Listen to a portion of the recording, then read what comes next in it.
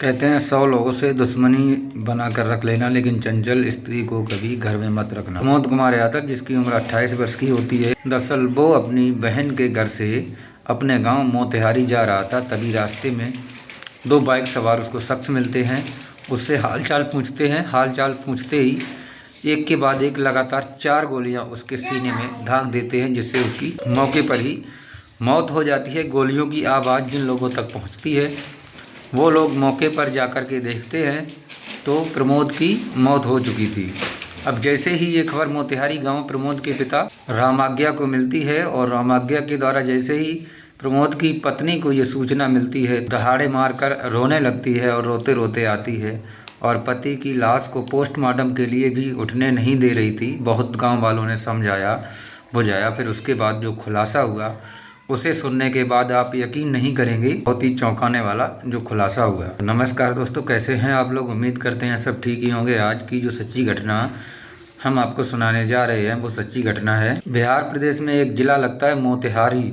मोतिहारी जिले के अंदर एक थाना पड़ता है, चिरैया थाना। उसी थाना क्षेत्र के पास एक मार्ग होता है, खोड़ा मार्ग, और उसके पास एक सरेह जगह लगती है। उसी जगह से होकर के अमोद कुमार अपनी बहन के घर से अपने गाँव मोतिहारी जा रहा था। रास्ते में दो बाइक सवार शख्स उसको मिलते हैं। मिलने के बाद उससे हाल चाल पूछते हैं और हाल चाल पूछने के बाद एक के बाद एक उसके 4 गोलियों से उसकी हत्या कर देते हैं। हत्या करने के बाद बाइक सवार बाइक से निकल जाते हैं। कुछ आसपास के लोग जैसे ही गोलियों की आवाज़ सुनते हैं, काफ़ी ज़्यादा भीड़ इकट्ठी होती है। प्रमोद के पिता रामाज्ञा के पास जब सूचना पहुंचती है तो प्रमोद की पत्नी सोनी को मिलती है, तो वो भी यहाँ पर आने के लिए बेचैन होती है। पैदल ही वहाँ घर से निकल देती है। के बाद हजारों की संख्या में वहाँ पर भीड़ इकट्ठी हो जाती है। चिरैया थाना क्षेत्र के अंदर सूचना दी जाती है।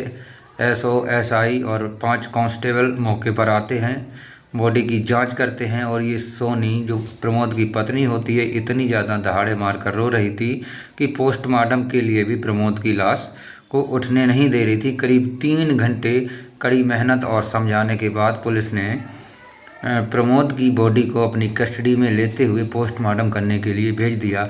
लेकिन अभी भी सवाल ये बना हुआ था कि ये कत्ल किसने किया है और क्यों किया है और इसकी वजह क्या है। लगभग 2 दिन का समय बीत चुका था। पुलिस के हाथ अभी तक कोई सुराग नहीं लग रहा था और इधर गांव वालों का भी सबसे ज़्यादा प्रेशर था कि अभी तक कातिल का पता नहीं चला है। पुलिस सुराग निकालने में लगती है। सीसीटीवी कैमरे आसपास के जब खंगाले जाते हैं तो उनमें 2 बाइक सवार व्यक्ति दिखाई देते हैं, जिनके चेहरे पूरी तरीके से ढके हुए होते हैं, ना ही तो गाड़ी पे नंबर प्लेट होता है।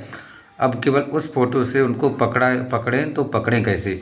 पुलिस के हाथ अब भी कुछ नहीं लगता है। अब इधर गांव वालों का भी प्रेशर, ऊपर उच्च अधिकारी भी पुलिस पर सवाल कर रहे थे, लेकिन कोई भी इसका सुराग हाथ में नहीं लग रहा था। तभी इस प्रमोद कुमार यादव के बारे में पता किया जाता है कि यह काम क्या करता है। तो पता चलता है ये गांव में लोगों को ब्याज पे पैसे देता है और उनकी वसूली करता है।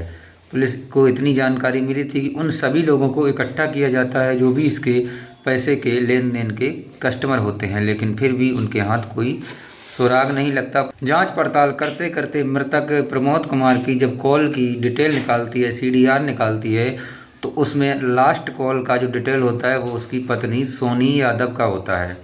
अब पुलिस पूछताछ करने के लिए सोनी यादव के पास जाती है और जाने के बाद जब वो पूछती है कि आपकी आखिरी कॉल प्रमोद यादव से हुई थी, क्या बातचीत हुई थी, तो वो बताती है कि ये 2 नवंबर 2025 को अपनी बहन के घर पे गए थे और 3 नवंबर को ये वापस आ रहे थे।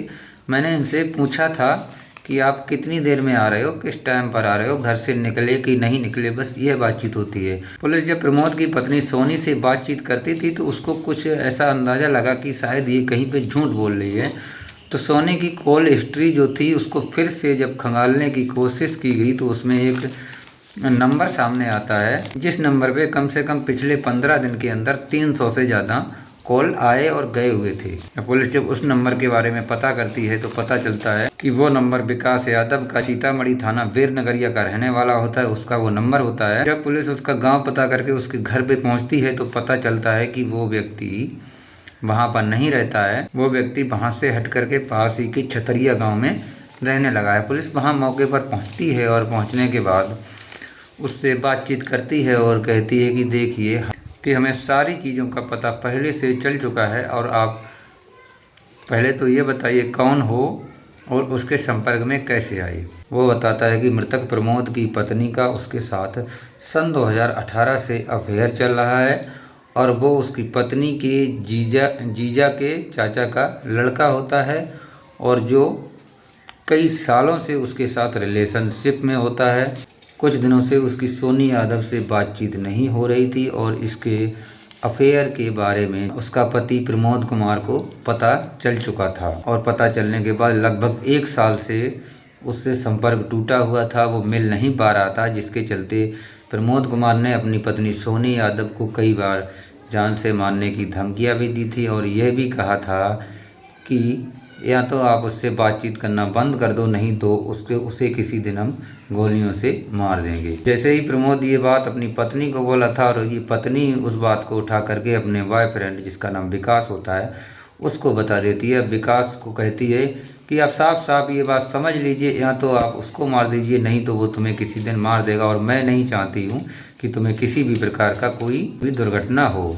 तभी से ये विकास यादव उसका बॉयफ्रेंड जो होता है वो प्लान और तैयारी बनाने लगता है। तभी वो विकास यादव का एक दोस्त होता है गोलू पटेल, वो उससे बात करता है, उसको पूरी बात बताता है कि ऐसे ऐसे एक आदमी है और जिसको रास्ते चलते पे ठिकाने लगाना है। वो बताता है कि हम तो ऐसा नहीं कर पाएंगे, तुम्हारे पास ही का एक गांव लगता है, वहाँ का रहने वाला एक रंजीत नाम का मेरा दूसरा दोस्त है, वो इस काम को बड़ी ही आसानी से कर देगा।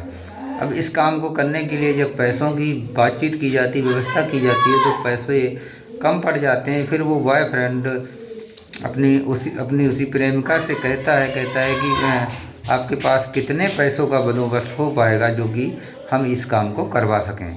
फिर क्या था, फिर वो उसके पास लगभग 32,000 रुपये जो फ़ोन पे अकाउंट में उसके होते हैं, वो 32,000 रुपये अपने प्रेमी को फ़ोन पे से ट्रांसफ़र करती है और प्रेमी उन पैसों को लेकर के जो ये स्ट्रीट शूटर होता है गोलू पटेल उसके खाते में ट्रांसफ़र कर देती है। वो कहता है कोई चिंता की बात नहीं है, इतने ही पैसों में हम तुम्हारा काम कर देंगे। अब जैसे ही वो 2 नवंबर को अपनी बहन के घर के लिए निकलता है, वैसे ही लगातार पत्नी उसके साथ संपर्क में जुड़ी हुई थी। इधर अपने पति से भी लगातार बातचीत कर रही थी और उधर अपने प्रेमी से भी बातचीत के संपर्क में जुड़ी हुई थी। पहले तो उसकी निकलने की तैयारी शाम की होती है, लेकिन शाम को उसकी बहन रोक लेती है, वो किसी कारणवश नहीं निकल पाता है। अब सुबह की तैयारी होती है। सुबह को जो बातचीत होती है उसमें वो कहती है कि आप अभी निकले कि नहीं निकले, मुझे यकीन नहीं हो रहा है, कहीं कल की तरह से आज भी ना आप रुक जाओ, पहले हमें वीडियो कॉल करो और अपनी लोकेशन दिखाओ कि फ़िलहाल आप किस जगह पे हो, कहाँ से निकले हो। जैसे ही वीडियो कॉल पर उसको लोकेशन दिखाई जाती है, तुरंत वो वीडियो कॉल करते समय स्क्रीन रिकॉर्ड बना लेती है। रिकॉर्ड बनाने के बाद अपने बॉयफ्रेंड के पास उस अपने पति की लोकेशन को भेज देती है और जैसे ही वो लोकेशन वो हिस्ट्री सीटर के पास, हिस्ट्री सीटर उस मौके से प्रमोद कुमार के साथ पीछे पीछे चल देता है। जैसे ही खोड़ा मार्ग में सर है, ये सुनसान जगह लगती है, वहाँ पर हिस्ट्री सीटर जा करके बराबर में बाइक लगाता है और हेलो हाय करता है, इनसे हाल चाल पूछता है। तो ये एक अजनबी आदमी होता है प्रमोद कुमार, जो समझ नहीं पाता है कि ये कौन है, कहाँ का है। जैसे वो कहता है क्या हाल है, वो कहता है सब ठीक है, सब बढ़िया है। तभी जो अपाचे बाइक पर पीछे बैठा हुआ व्यक्ति जो होता है रंजीत पटेल, वो अपने पास से पिस्टल निकालता है और एक के बाद एक 4 गोलियां लगातार सीने में ठोंक देता है। 4 गोलियां ठोंकने के बाद तय और समय के मुताबिक बाइक लेकर के वहाँ से फरार हो जाता है। लेकिन उसे नहीं पता होता है कि कातिल चाहे कितना भी होशियार क्यों ना हो, अगर पुलिस अपनी ईमानदारी से जाँच करे तो एक ना एक दिन ज़रूर पकड़ लेती है। अब इस सोनी यादव के बॉयफ्रेंड ने पूरी कहानी सुनाई और कहानी सुनने के बाद पुलिस ने उस बॉयफ्रेंड को उठाया और उठाने के बाद उसके घर पे पहुंची, जहां पर ये सोनी यादव पड़ी पड़ी रो रही थी। कभी खाना नहीं खा रही थी तो कभी उसके सास लाड़ कर रहे थे, प्यार कर रहे थे, कहते थे कि खाना तो खाइए, जो हो गया वो हो गया। वहाँ जब पुलिस इस बॉयफ्रेंड को लेकर के पहुँचती है तो सोनी की हवा खराब हो जाती है और वो कहती है, पुलिस कहती है कि देखिए इसने तो सारी सच्चाई मुझे बता दी, अब बारी है तुम्हारी, अब तुम बताइए क्या क्या हुआ था उस दिन, कैसे कैसे हुआ था। पहले तो वो मना करती है, कहती है कि आपसे अपराधी तो पकड़े नहीं जाते जब कोई कातिल नहीं मिलता है, पत्नी को ही टारगेट बनाया जाता है। लेकिन जब पुलिस सख्ती से पूछताछ करती है तो सोनी यादव भी अपने आप में टूट जाती है और वो अपना एक के बाद एक बयान देना शुरू हो जाती है। पुलिस पूरी तरह से बयान लेने के बाद दोनों लोगों को फ़िलहाल 14 दिन के लिए रिमांड जेल पर भेजती है और पुलिस का कहना है कि पोस्टमार्टम रिपोर्ट आने के बाद पक्की चार्जशीट दाखिल की जाएगी, जिसमें इनको कड़ी से कड़ी सज़ा दी जाएगी। दोस्तों, इस कहानी को सुनाने का उद्देश्य किसी को परेशान करना या किसी का दिल दुखाना नहीं है, बल्कि आपको जागरूक करना है, आपको सचेत करना है। आप लोग सुरक्षित रहें, अपना और अपने परिवार का ख्याल रखें। जय हिंद, जय भारत।